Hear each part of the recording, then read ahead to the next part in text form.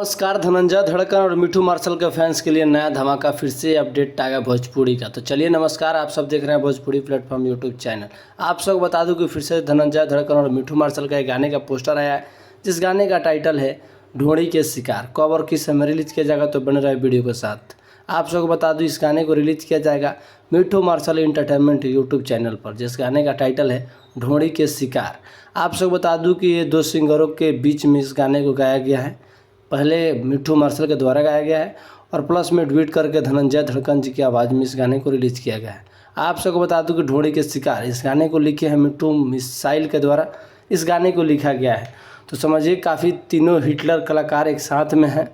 Writer भी Hitler है और गायक दो सिंगर बहुत हार्ड हिटलर है, तो इनका भी गाना सब सुपर हिट और ब्लास्ट होता है। तो अभी गाना आ गया ढोड़ी के शिकार, आप सबके बीच में बहुत जल्द रिलीज़ किया जाएगा। आप सबको बता दूं इस गाने को म्यूजिक संगीत दिए हैं विकेश भोजपुरिया के द्वारा इस म्यूजिक संगीत को दिया है। इस गाने का टाइटल है ढोड़ी के शिकार। मिठू मार्शल एंटरटेनमेंट यूट्यूब चैनल पर इस गाने को रिलीज़ किया जाएगा।